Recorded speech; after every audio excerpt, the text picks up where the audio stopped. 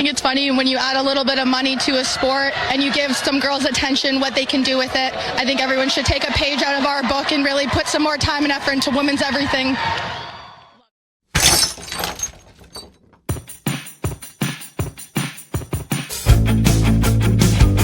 Welcome to Breaking the Glass Hockey Podcast. We are talking women's hockey from the PWHL to the NCAA. We will be talking with players, builders, coaches and fans who have made this great game what it is today. Educate, empower, elevate. Let's go! Welcome back to Breaking the Glass. It's Brownie and Linda and Brownie, however way you want to say it.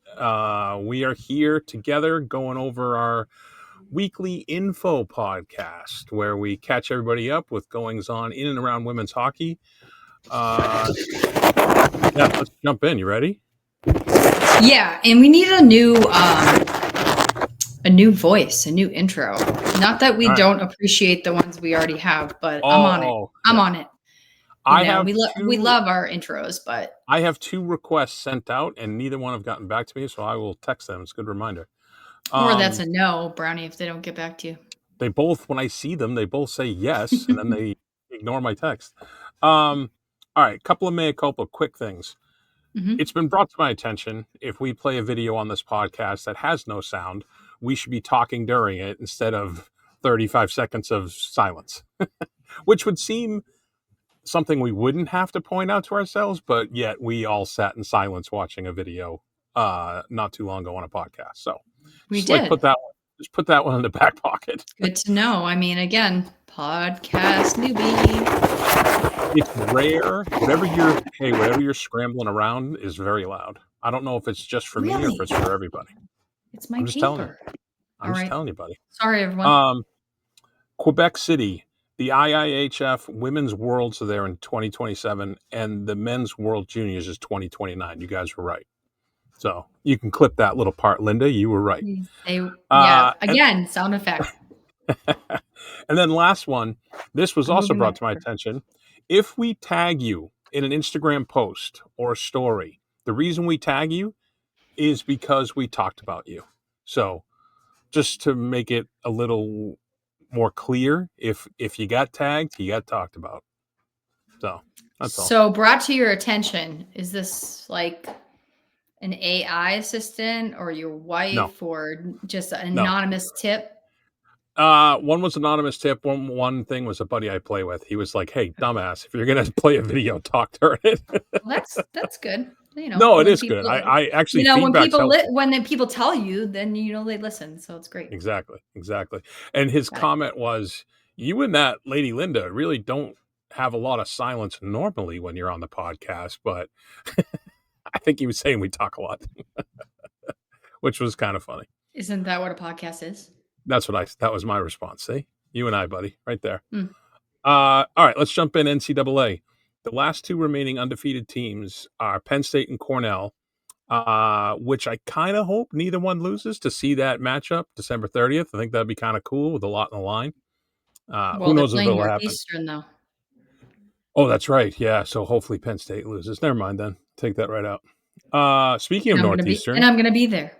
That's right. We'll get to that. Speaking of Northeastern, in the polls, the Northeastern Huskies were the biggest mover in the poll last week when they moved up 3 spots to number 8. Yale moved up 2 to be tied with St. Cloud at number 10, and Cornell dropped from 2 to 4. So a little bit of movement there. And part of the reason their movement, 7 out of 10 in the top 10 had a bye weekend. Wisconsin, Minnesota, Ohio, and Cornell, there's your top 4. And then Minnesota, Duluth, top 5. Penn State was off, and then St. Cloud was off as well. Just random scheduling. Is that Rivalry Series? Oh, right. That's right. So a lot of those players. Yeah. We need a light bulb. Now we need a light bulb over you. We need all these things just keep a running tab on the side. Light bulb goes on right next to your head. Admittedly, I did the same thing. I was looking at scores and I was like, oh, there's no games in WCHA. And I was like, oh, right. That's the dawn breaks on Marblehead thing. Totally. Right? It might be a Massachusetts thing. I don't know. speaking of the Midwest, and one of the feeder programs, BK Selects, BK Selects, friends of the program, sorry, dropped the news that their entire U19 team is fully committed to D1 next year, and they this pretty cool graphic. I thought, I think that's pretty Yeah, neat. that's really cool. I saw Yeah. that. So BC, you see Northeastern on there, Dartmouth, Minnesota, Duluth, Wisconsin. I mean, just it's a who's who basically for them. So good on you, BK.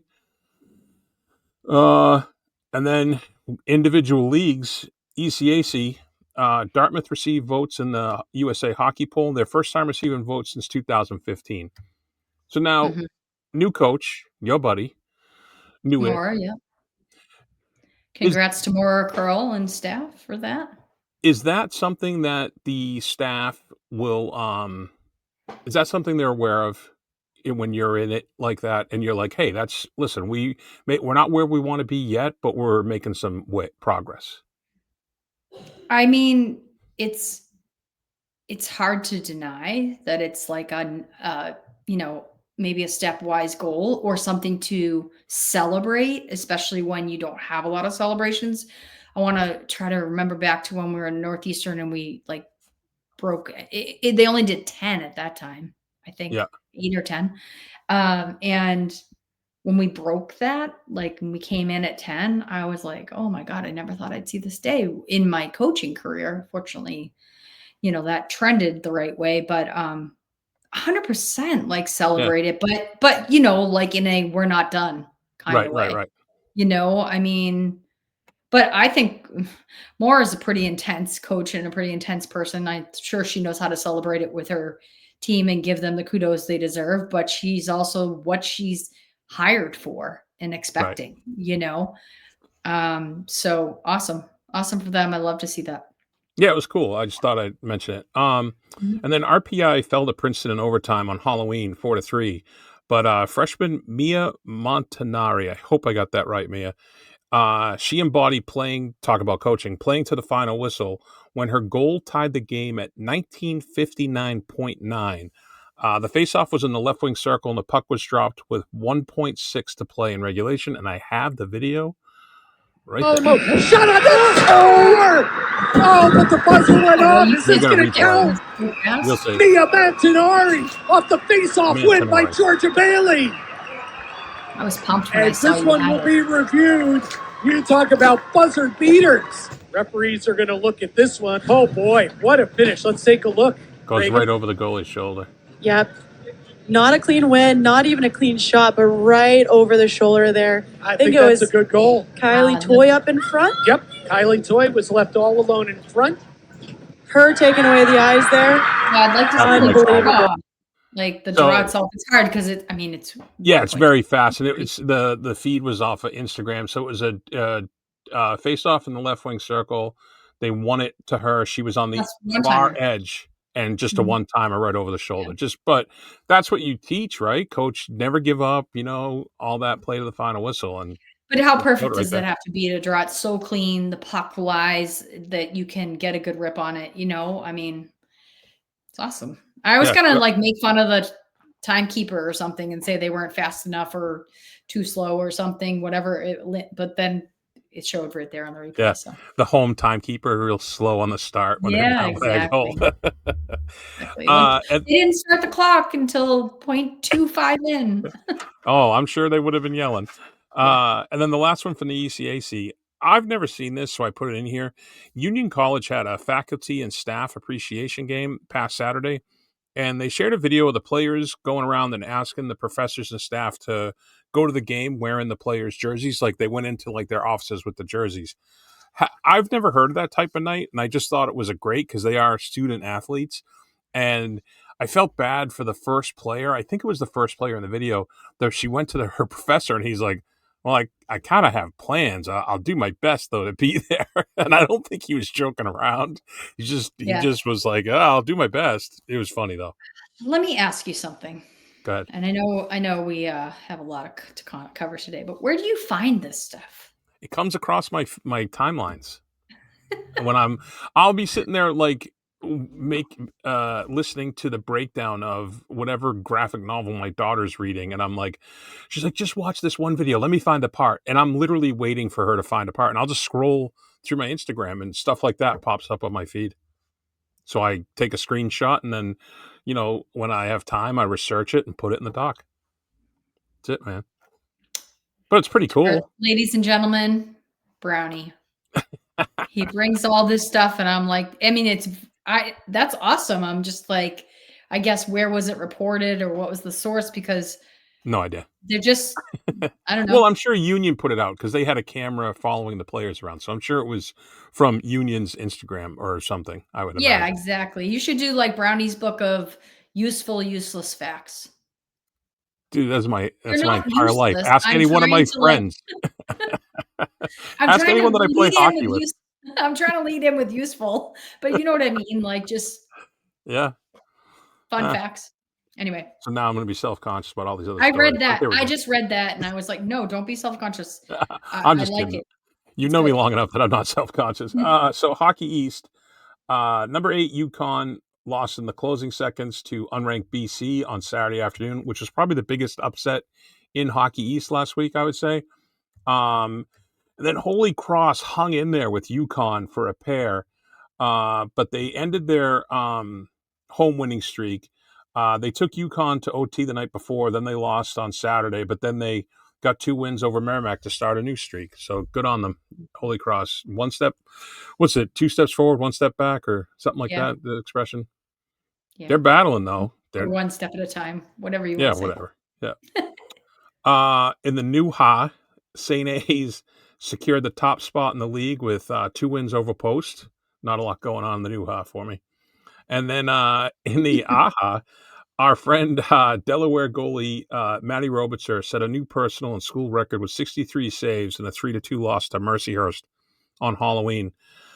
Listen, Delaware's 1-13 on the season, and spoiler alert, we have a interview coming out tomorrow with one of their captains, Caitlin Finnegan. She was great. So Roby and the other goalie, Charlotte Payne, have split the starts with 7 apiece. Charlotte has the 1 W, but both are above 920 save percent in a tough season. Mm-hmm. And we talked about this girl on the podcast. Lexi Lanask is doing her part. She has 71 block shots through last weekend, 14 games. And I found no other player and I could be wrong, but I found no other player with more than 30 except for our guest on the next podcast, Caitlin Finnegan, who has over 30. So they're doing everything they can. It seems like a great program. Your friend's the head coach, Allison Coomey. Mm-hmm. Just a nice story and good on them. I mean, they all went in, and you'll hear in the interview coming out tomorrow or Sunday that you'll hear in the interview how they all knew what it was going to be going in. Yeah. Yeah. I mean, with the goalie situation and the whole idea of the save percentage, I'm not throwing any shade to like a great goaltender on Wisconsin or dominant team, right. Any team that's dominant, even Northeastern for that matter. I'll just level set that when it comes to their great goalies. But it's always so great to see that kind of stat with a goalie who does have 60 shots on net a game, between 40 and 50 average. But those are just competitors. That's some of those goalies that you can find, and coaches know it when they need a goalie that they need in Delaware's situation where the ice might be a little tilted from time to time, that they're going to compete and they're going to keep them in the game and give them a chance to win, as evidenced by 1-goal losses or ties, overtime losses, things like that. And sometimes the progression of a program is not always measured in just wins. Right. Yeah. So. And I in prep for the interview with Finnegan, I watched their games on demand, and Roby lost 3-0, I think, on Saturday. 1 goal hit like 3 skates on the way in, mm-hmm. and then 2 were on the power play. So she played her tail off. They're battling, and it's a good story. And they're a good team to root for. One of the coolest logos. I can't wait to see them play. I'm hoping to see them play in the new year. They're coming for sure. this way. So, And then in the WCHA with mostly everybody off, Bemidji got one on the board this weekend when they beat St. Thomas to get their first conference win of the season. So good on them. And I said it correctly, the name of the school. So I'm not going to say it again, so I don't mess it up. And then over to the Rivalry Series, because I have to say that word slow. Canada had to release their roster and make it dramatic, which I understand. Here it is on the screen. There's so the many. day of or the day before or something Yeah, the like day that? before, I believe. Yeah. I'm sure the players knew, but I mean, it's just like when Canada puts together their Olympic team for the men's hockey. It's the same kind of thing. You can make 2 teams out of the players. So, Yeah. I mean, everybody who you would think, I don't think there were any surprises. I'm sure I'm wrong, but I don't think there were any snubs. But Well, they have training blocks going on, right? For Canada, I got to talk a little bit about this when I was in Buffalo. And the thing is that there are some people on there that they need to see. yeah, I mean, even if you looked, I didn't get a close comparison either of like who was left off that from the training camp rosters, but you have to bring them. This is what yeah. it's for, to see them, see where they're at and measure where they're at. I mean, some people that's injuries and some people that's just fitting in with the team and playing, I mean, winning the Rivalry Series is nice if you do, Mhm. but the goal is Olympics. So Yeah. I think that's the sticking carrot. USA's up 2-0 after the first pair of games. They won 4-1 in Cleveland. Abby Murphy with 3 goals, Taylor Heisey with 4 assists, and Aaron Frankel had 25 saves. And then USA won 6-1 in Buffalo. Hillary Knight with 3, Layla Edwards with a goal and 2 assists, and Gwyneth Phillips had 29 saves. She had a great Instagram post. She wrote, "Came for the wing, stayed for the win," which I thought was awesome. She's a Mhm. funny kid. I wanted to ask because Linda was at the game, so we're going to let her talk about it. And we have some pictures to share. But did you see this during gameplay when Phillips got her helmet popped Yes. off? And Yes. then I believe, and I don't want, if I'm wrong, I apologize, but I believe it was Emma Malte threw a shot at net late after Phillips had her helmet off.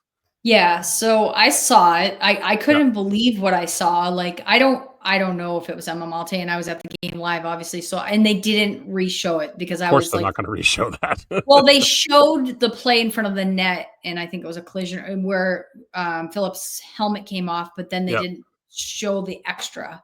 gotcha. So, which I thought might be smart of them in a Yeah, crowd in yep, Buffalo. yep, Um, I just couldn't believe it. I was just Phillips, like the look on her face, she just looked like, oh shit. yeah, And then she dove. She just yeah, dove out of the way. Um, it was happening so fast because it was live for me, but yep. and I had both my kids there, and plus I was talking a little bit because I was sitting down with my friend Laura Benyon. So at time to time we would say something. So I'm glad I saw it. There could have easily I could have missed it, but I was just like, did that just happen? Yeah, What right, the right, hell? right. You don't believe your own eyes, right? Yeah. And then I just kept watching the board, and I was like, please show it because I want to see what happened again. I actually think I might have recorded those games on my TV. I might go back and look at it, but Oh, nice. it was crazy, and I didn't see any quotes or any talk about it later, but it seemed it was enough after the play that it couldn't be like, what? I was shooting at the net. Like Right, right. I was trying to score. I mean, Like, it's a I dangerous mean, play, but I love I love that kind of stuff as long as no one gets hurt, right? I love that right. kind of stuff between the 2 teams. And don't get Think me that's wrong, great. I'm not saying that any player who shot it, like I said, I didn't even Right, remember who it was, would say like, I want to hit you in the head. right. But I mean, it's an intense situation, right? Yeah, But you just see the net open and you're thinking, oh, yeah. empty net, I'm gonna fire it. There's a But little bit of, like, skating over the red line in warm-ups, stuff like that, it was all that dramatic gamesmanship. for sure. Yeah. So talk about the experience, the vibe. I mean, So I'm struggling with it a little bit. I mean, the vibe was great. So I watched the Cleveland game. mm, I thought the crowd looked pretty good from the TV perspective. You know, on TV, like it kind of darkens the crowd a little bit. And I know most of these venues are not using the balconies and just trying to fill in the lower bowls, pretty big arenas, right, in capacity. Yep. I was really scanning the Cleveland game when I was watching it, and I was given a pass that night for bedtime. So I was able to pour my beer and not, I tried not to scroll my phone. So I was watching, and I couldn't really tell. It seemed like it was pretty full. So that attendance came in at 7,000. Yeah. And being in Buffalo, again, they didn't use the balcony. I just was like, where are all the people? That attendance says it's 85-12, right? Is what we looked up. Yep. It's just, come on. We didn't look up in hindsight with that. We should have. Are the arenas the same capacity? So if Buffalo holds 20,000 and Cleveland holds 12,000, does Cleveland look fuller? You know what I mean? Yeah, you're right. I didn't look that up, so I got to I got to be a better researcher. But I guess what I'm saying in my takeaway, the experience, the energy of the fans that were there, and I've kind of felt this way about the Fleet as they were trying to draw more of a crowd too. When you've been there, you're like, well, the people that are here are into it. Right. Crowds were great. The teams were obviously phenomenal. There is no, like, they bring the energy and it's infectious, right? It was busy in the concourse and everything, but I just kept looking around at pockets. Like we were on Hockey Canada tickets. So I was like, oh God, how's this going to go? I mean, we had USA stuff on. We're like, this is what we are. We're American. I ended up seeing some old friends, recruiting trail parents and things like that, which was really cool. But we ended up moving over to where my friend was. My friend Laura Benyon, as I mentioned, is the Team Canada doctor. That's how I got the tickets. And we moved over. She's sitting like right next to the bench so that she can attend to anything. Right. And she's like, oh, you should move over here because there's plenty of seats. And so we moved over to sit with her, which was awesome for my kids because they got to sit like arm's length from all the Team Canada players. Oh, that's sick. But I'm struggling with the lack of attendance I've seen and talked to. I actually talked to a couple Canadians who said a lot of people don't want to travel over the border.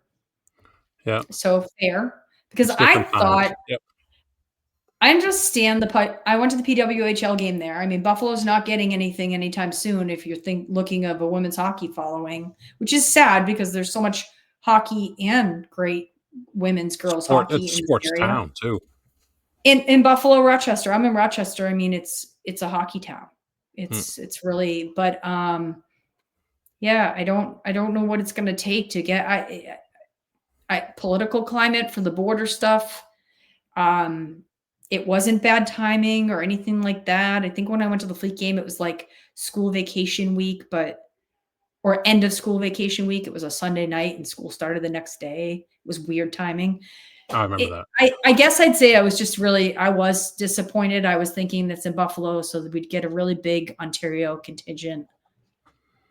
And we didn't. But overall, for myself and my family, tremendous, tremendous experience. We did stay in the hotel stay in the hotel where Hockey Canada stayed. Oh, nice. So that was fun for the kids. And this picture, I guess you guys ran into Josh Allen. Is that who it is there? No, it's that's Brady in his Josh Allen shirt. Yeah, that's a little, juxtaposition there. He's got a Josh Allen shirt on because I couldn't find his USA shirt. He has a T-shirt, a USA Under Armour shirt. Couldn't find it. Bought him a new one. Hanging out at the Team Canada hotel with my friend Benny, and she had Ambrose's stick, so we grabbed Ambrose's stick. I was going to ask you whose stick that was. That's cool. Yeah, that's Aaron Ambrose's stick. So I was like, let's spread the love. Yeah. The hat he has on is actually the Canada version of the hat they gave out to the players in the teams. So grateful for that. We got 2 of those. We got treated very nicely. So that's the Canada version of the hat. Our kids have been wearing it every day to school. So that's awesome. They love it. Yeah. And then, we had, let's see here. We got this one.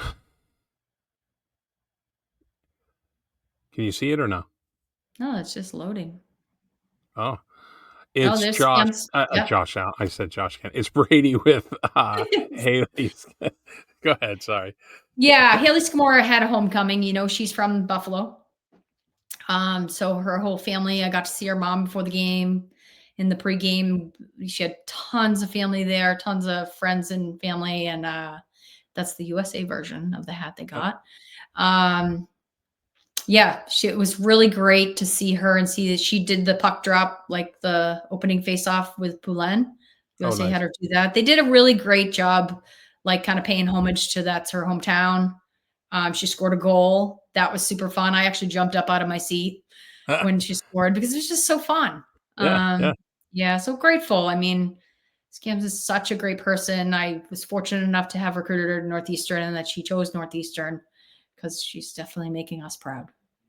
And then whole family picture with the big dog here. Yep, big dog.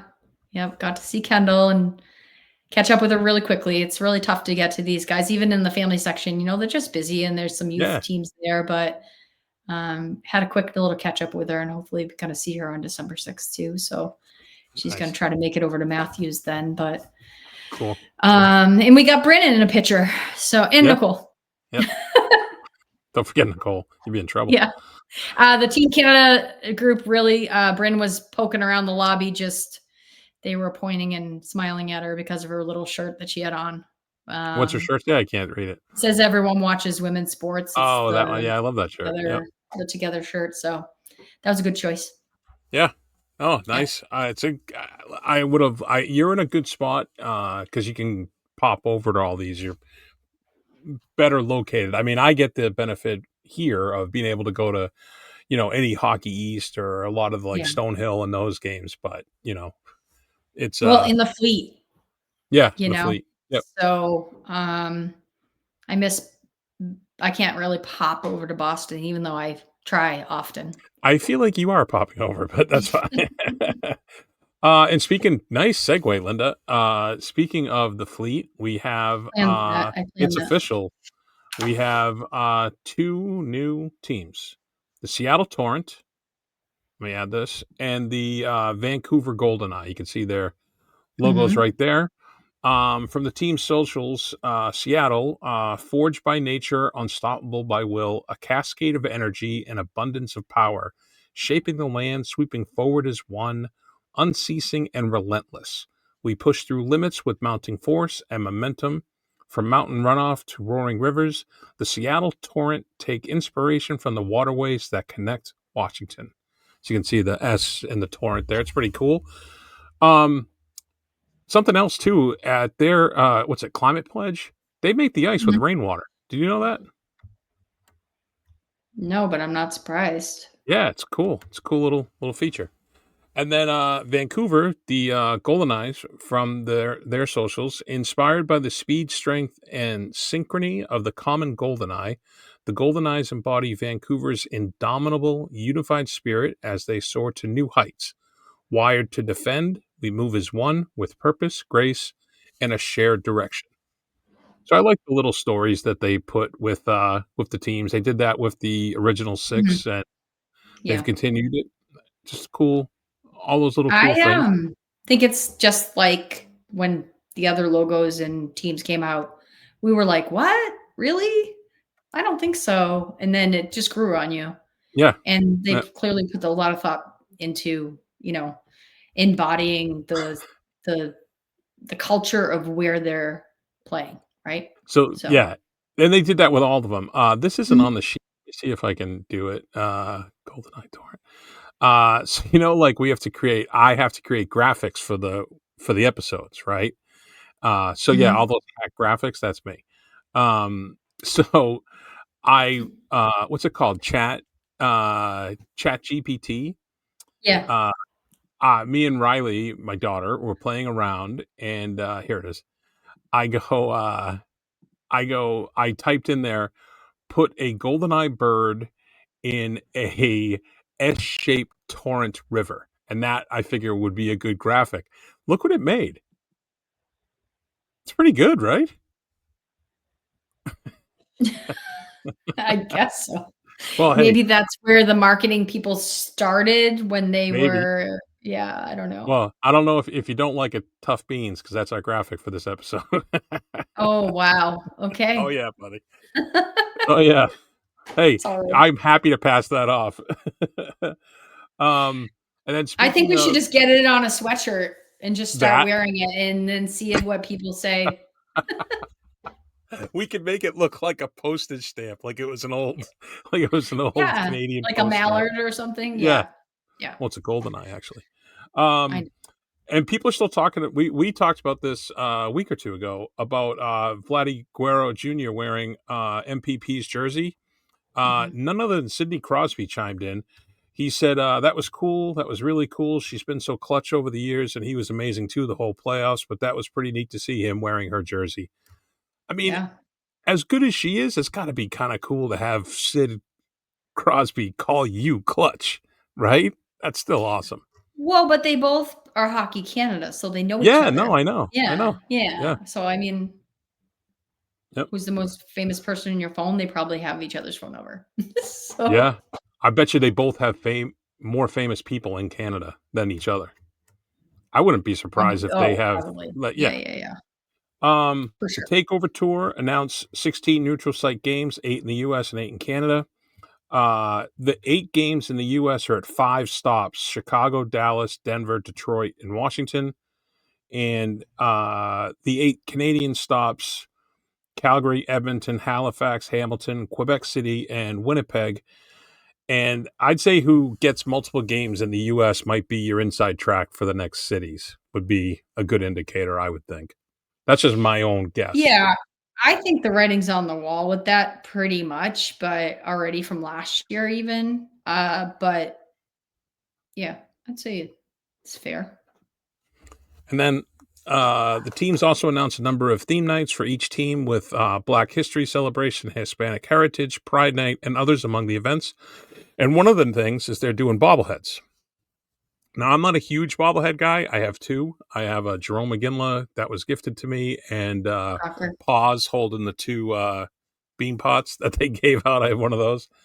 Oh, you have that? So Cool. yeah, I do. I do have one of those somewhere upstairs. Well, it's Riley's, technically. Each team is doing 3 players. They'll be do 1 or 2 on a giveaway night, and then the third you can buy in the pro. Well, you'll be able to buy all in the pro shop, but the third will Yeah. be available in the pro shop. Okay. Montreal is doing Anne Renee Desbienne night and Laura Stacy, and then Poulin is in the pro shop. New York is doing Micah, Micah. thank you, Micah. Zandy Hart and Christina Kaltonkova with Good job. Fillier on sale. Thank you. Ottawa, Brianne Jenner and Emily Clark with Phillips on sale. Seattle is doing a Carly Jackson and Kayla Barnes night with Hillary Knight on sale. Toronto's doing Blair Turnbull, and that is the only night they're doing. And then Renata Fast and Natalie Spooner will be on sale. Vancouver, Hannah Miller and Jen Gardner with Sarah Nurse on sale. Minnesota, Lee Steckline and Kendall Coyne Schofield with Taylor Heisey on sale in the pro shop. And then for the fleet, they're doing Frankel and Alina with Megan Keller on sale in the pro shop. And just so you know, I already looked. The bobbleheads are not on the pro shop yet for the PW. Not yet. But I would assume Okay. it'll be in time for season. And then this is the negative. There was a little controversy and pushback with Vancouver's Heritage Night. Vancouver's the only team without a Black Heritage Night. Every other team had a Black Heritage Night, and some have not only the Black and Heritage Night, but also Indigenous people, Hispanic and Asian, and every team has a Pride Night. This seems like a misstep for a league that really hasn't had many. And I saw there are some people pretty upset online. So it'll be interesting to see how they navigate that. Maybe they haven't planned it yet. Well, no, Maybe they don't know which one. they released all the Heritage Nights for every team, and Vancouver was the only one without a Black Heritage. Yeah, so it'd be interesting. Like I said, the league's been batting pretty close to 1,000, so we'll see how they handle that. Well, if we're already negative, we should stick with negative. I Might as well. Yeah, I have 2. I don't know about you. I have 2 do-betters. how do I say this? The websites for the individual leagues at the NCAA level and the NCAA website in themselves are severely lacking. I don't understand how hard it would be for, let's pick on Hockey East. I don't understand how hard it would be for someone at Hockey East's website to grab stories from all the teams in it and compile them using AI if you want to like give a synopsis about the weekend. You know, Mm. it doesn't seem like a hard thing to do. And at the very least, your scores should be updated immediately. Come Monday morning, everything should be up to date, and it's not ever. And it's pretty So pissing are me you off. saying like a recap of the games like they do? I know I haven't looked on the particular websites recently, but they do press releases. No, I know they do press releases, but that's individual teams doing press releases. No, but usually Hockey East does a press release at the end of the weekend. I have not seen one. Hmm. Yeah, maybe that's something that's gone by the by, or maybe I'm looking in the wrong place. I don't know. You're pretty savvy with your press releases and your social media. But that You're one, catching it. You're catching everything. Your filter is working. but Like, I just feel like you're doing a disservice. And all I can think is, Hmm. oh, I should have done more comparison. I wonder if it's the same coverage for the men's. And if it's shitty for the men's too, then that's it. It is what it is. Well, I think the leagues are all severely understaffed. And I mean, when you say that I'm like kind of a common fan in the way I follow it, believe it or not, even us being on here, podcast, thank God for you and all your recaps. I always have something to say, but I just go on USCHO and look at everything. I follow the scores on there. They weren't updated either, which I was like, what is going on? Maybe, I don't know, maybe I didn't hit Maybe refresh. you I don't know. should start a new profession and just run the hockey like Oh my God. hockey I would central. love to. I would love to and just bounce I around. find USC, that's what I use, USCHO. And when I want to look at scores, I find that they're all live, at least for the stats. They're better. They're way better than the schools. Yeah, it's hard, but And there's I don't so know if much they're getting money the feed there. from the schools. So maybe I'm contradicting myself again. Tech is not my thing. But I just use USCHO, and they always do summaries. They always do write-ups. They always do. Yeah. Well, that was my do better originally. And then I got wind of this nonsense in Ottawa. uh, so Ottawa City Councilors voted 15-10 in favor of Lansdowne 2.0, which is the program, the construction program, I guess. The new arena will cut seating from 9,500 to around 5,500. The charge averaged 6,600, while the Ottawa 67s, who they shared the barn with, averaged 3,800. And the PWHL at this point stated that they do not see a way to keep the charge in Ottawa with this arena deal.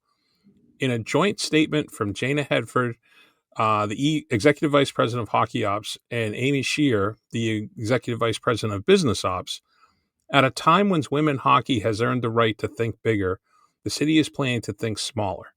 For years, cities have built arenas that were too big for women and just right for men. Now the city of Ottawa is planning to build one that is too small for women, yet still perfect for men. Ottawa can change that story. Ottawa can be the city that finally built to the size of the women's game. It's a Which pretty is strong crazy statement. because that is the team that had the mayor there, or what do you call the Ottawa in the street? You know, they named the street after them, and they did all this stuff. And sorry, Canadians, for my lack of provincial knowledge of, but it seems backwards from the support and the enthusiasm around the team, and that they're here to stay, and that they are like, a key piece of the hockey culture there. It's got to be some kind of weird private business decision. That's the way I see it. And I hope the PW can turn around and say, we're not standing for that, so you're going to lose a team. Yeah, and I think if it's like one of those like backyard or not backyard, back room kind of negotiations and this, that, the one thing that bullshit can't hold up to is the glare of sunshine. So by having that strong statement, that puts a pretty big spotlight in Ottawa on this nonsense, and Yeah. hopefully momentum will swing back to keeping the charge there. Yeah, and maybe I'm saying too much by saying, I mean, I don't know anything, like, just No, that they would leave Ottawa, but, like, it just that's what it sounds like. I think it couldn't have been said better about the evolution of what has happened, and yeah, this is not the time that you're gonna turn around and downsize. No. So, So let's yeah, hope do for you the have any? best. Yeah, exactly. Prepare for the worst, hope for the best. Do you have any? Oh no, I was gonna say, do you have any do betters? I think I said it with my Buffalo stuff, like, I just had Yeah, hope for a better crowd. I mean, again, I kind of try to always see like devil's advocate side of things, but I'm bummed out that I live in that area and that I'm close to Buffalo and that this is 2 times in a row I've gone and I'm like, shit, what's going on here? Like, I mean, going through all the Beanpot stuff that we have, we got 13,000, right? Like, and right, we were like, whoa, 13,000, well, we got 10, we got 10.5. All we wanted to do is break 10. right, Call it 3 years ago, going on 3 years ago, call that a simplistic mindset or too restrictive, but that was a lot. That to us, we just wanted to keep it in the building. So right. 10 was like, we'll keep it in the building.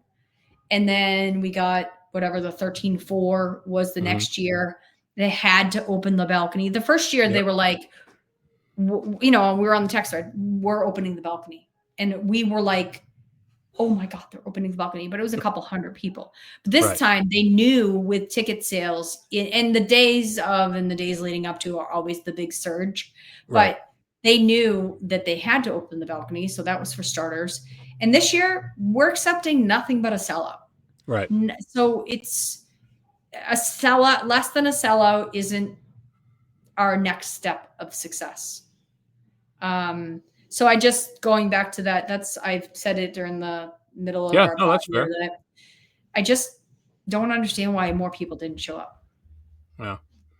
And then perfect. Another look at you. You are good on the segues today. And then another with the run at Matthews, we're down to 4, right? The magic number is 4 right now. You just Or gave me sad like number, not you magic just number. gave me like a little queasy feeling when you said that.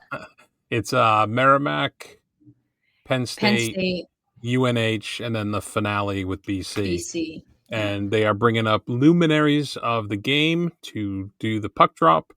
And this that's a good was word. right Look at there. that crew. Linda, you wanna do the honors here? Sure. Nina Koyama on the left. These are the 87, 87, 88, 87 undefeated team group. But like, so 80, Nina Koyama, that's Kevin Moran, who was an assistant coach with in the middle, Don McLeod, who is pioneer of the program, one of the first coaches. I've known him since I was 17 years old because he coached me in high school. Awesome to see him there. He's coming up on his 90th birthday. Wow. He's Tina Cardinale, maiden name, playing name Boschman, Fiona Rice, and our very own Kelly Dyer Hayes. Yep.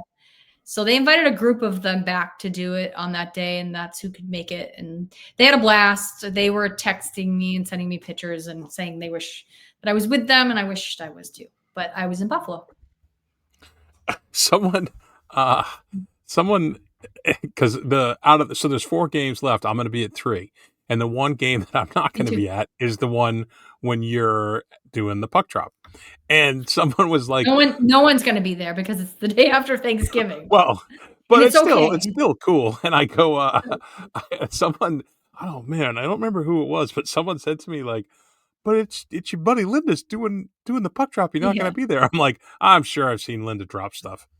That was my comment. Well, it's still cool though. Do you get to keep the puck, by the way? I hope so, because You someone should. Put it in posted. your pocket. Don's wife posted the farewell puck, a picture of it, because they must have given them one. So get me one or give me one, I guess is what I'm saying. Yeah. When this came up, I switched my date like 3 times. Oh, Hey, thank you so much for thinking of me. I really appreciate it. Can I have a different date? Then, I don't know if I can come that weekend. Can I have a different date? So I'm just grateful that, no, it's there's cool, dude. many, That's a really many, cool many thing. people that I'm grateful, appreciative. I'm emotional about the whole thing. Oh yeah, And um, when I think I was texting with Lindsay when I said like, "Hey, I have another date change. Is there any way I can just do it? Because we're coming for the week of Thanksgiving and staying in Boston with right. family." So I was like, "Is there any way I can just do the day after Thanksgiving?" And I'm happy because my family will be there now, because otherwise they probably wouldn't have. But to Right. me, it just is a gesture more than anything else, and I'm grateful already. So And shout out, I don't want to forget Jim Pierce for the great photos. Shout out to yeah, Jim for those yeah, photos. All the love stuff those. there. Um, I assume that I'm going to get the nod to, it must be the puck drop for the opening of the new building, which I'm fine with. That's when they'll reach out for me to do one. So that's fine. Yeah, probably. Insert eye roll. I'll be lucky if I can get one to do it at practice. Um, so yeah, that's a pretty cool honor though. Regardless if they let you keep the puck, just put it in your pocket and keep walking. Pretend you don't hear anybody. I'll buy one. I don't care. No, I So, know, I know. Oh, yeah. um, I'm taking my daughter on Friday, and I think that's going to be an expensive one because we're going straight from school pickup in early, so we get to go to the bookstore, I'm worried that they're gonna sushi. run out of stuff. Should I be worried about that? Uh, Like, what do you mean? like Stuff like the they're last selling napkin? farewell stuff at every game, Last time I and I'm was not. there, which was a Yeah, couple of weeks ago, there was plenty. But I yeah, can let you know when I go this week. So gotcha. All right, now I'll everyone's let you know. listening to us have a conversation. So, Yeah, yeah, that's fair. our All right, well, typical thank day you for today. tuning in. Keep your head on a swivel for the Caitlin Finnegan interview, which will drop the next day or two. And that's it. Thank you for listening, and subscribe, share, and tell 100 of your closest friends. Thank you. Bye.